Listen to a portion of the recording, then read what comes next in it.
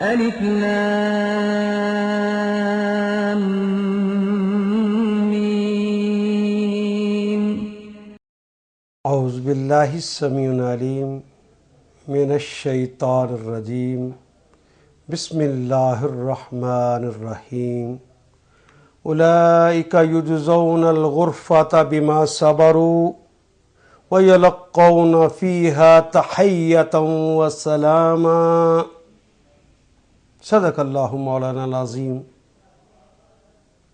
اولئک،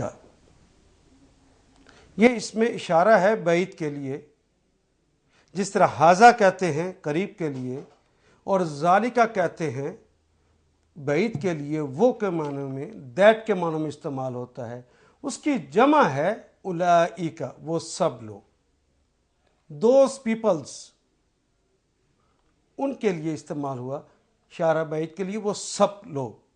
اولئک یجزون، یہ جن کا پیچھے سارا تذکرہ ہو رہا ہے، وہ جن کی ساری صفات بیان کی گئی ہیں، وعباد الرحمن الذین یمشون علی الارض ہونا سے لے کر آخر تک، یہ جو نشانیاں بتائی گئی ہیں ان کی طرف اشارہ کر کے کہا ہے کہ یہ وہ لوگ ہیں. اولئک یجزون، یہ کلمہ دیکھیے کیسے بنا ہے، یا جزا واو اور نون. یہ آخر پہ واو نون کس بات کی علامت ہے؟ جی بالکل ٹھیک، جمع کی علامت واو الف، واو نون اور یا نون، یہ تو جمع کی علامتیں ہوتی ہیں. اور کلمے کے آخر پر الف، الف نون اور یا نون لگ جائے، یہ مثنیٰ تثنیہ عدد میں دو ہونے کی علامت ہوتی ہیں. یا نون تو مثنیٰ کی علامتوں میں بھی ہے اور یا نون جمع کی علامتوں میں بھی ہے. جس یا نون کے نون کے اوپر زبر ہوگی وہ جمع کی علامت ہوگا. اور کلمے کے شروع میں یا لگا ہوا ہے، وہ تو فعل مضارع کی علامت ہے. یا، تا، الف اور نون یہ مضارع کی علامتیں ہوتی ہیں. یا ساتھ تھرڈ پرسن کی بھی علامت ہے، تا سیکنڈ پرسن کی بھی علامت ہے، الف فرسٹ پرسن کی علامت ہے اور نون فرسٹ پرسن ہی کی ہے لیکن جمع کی علامت ہے. جزا اردو میں بھی کہتے ہیں بدلہ، معاوضہ، صلہ، مزدوری، اجر. جزا بدلہ ہے. یجزون، اور ایک بات یاد رہے کہ اگر فعل مضارع کی علامت کے اوپر پیش لگی ہو اور تیسرے حرف کے اوپر زبر لگی ہو، یہ دیکھیں یجزون، مضارع کی علامت ہے یا، اس کے اوپر پیش آپ نے دیکھ لی، اور تیسرا حرف کیا ہے، یا، جیم اور زا. زا کے اوپر دیکھیے کیا ہے، زبر ہے، یہ زبر لگی ہے. یہ زبر بتاتی ہے کہ اگر علامت مضارع کے اوپر پیش اور تیسرے کے اوپر زبر آ جائے تو یہ کلمہ، یہ فعل معروف نہیں رہتا، مجہول ہو جاتا ہے. یہ ایکٹیو وائز نہیں ہوتا، یہ پیسیو وائز ہوتا ہے. گویا کوئی اور جزا دے گا، وہ جزا دیے جائیں گے. اولئک یجزون، یہ وہ لوگ ہیں جو جزا دیے جائیں گے، جو بدلہ جن کو دیا جائے گا. الغرفۃ، الغرفۃ، ویسے تو غرفہ کہتے ہیں کمرے کو، غرفہ کہتے ہیں گھر کو، لیکن الف لام لگا ہے. وہ خاص گھر، وہ خاص کمرہ جس کا یہاں تذکرہ کیا گیا ہے، جو بالا خانہ ہے، جو ساتویں آسمان پر اعلیٰ عالیشان گھر ہے، وہ جو متقیوں کے امام کے رہنے کے لیے بہترین گھر اللہ نے عطا کیا ہے، وہ محلات جو عطا کیے گئے ہیں ان کا تذکرہ ہے. بما، یہ کلمہ دیکھیے یہ کیسے بنا ہے، با جمع ماں سے. با کے کلمہ ہم نے پڑھا تھا کہ با کے ایک معنی ہوتے ہیں کے ساتھ، بسم اللہ کے اندر، یاد ہوگا آپ کو، بسم اللہ کے اندر نام کے ساتھ، بالقولی گفتگو میں، وہاں اس کا ترجمہ ہم نے میں کیا تھا. کہیں پر ہم نے اس کا ترجمہ کیا تھا بجہالت، جہالت کے سبب، جہالت کی وجہ سے.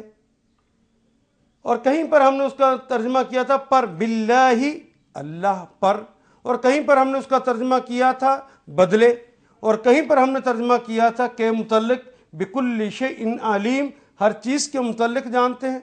یہاں پر با کا کلمہ دیکھیے کہ سبب کی وجہ سے، اگر یوں ترجمہ کریں تو جملہ زیادہ خوبصورت ہو جائے گا، اور ما کا مطلب تو ہوتا ہے جو، اس سبب جو کہ یجزون وہ جزا دیے جائیں گے، جی وہ سب جزا دیے جائیں گے، بما صبروا، بما اس سبب جو کہ صبروا، دیکھیے صبروا یہ کلمہ، صبر کا کلمہ تو ہماری اپنی زبان کا کلمہ ہے، آخر پہ یہ جو واو الف کس بات کی علامت ہے جی؟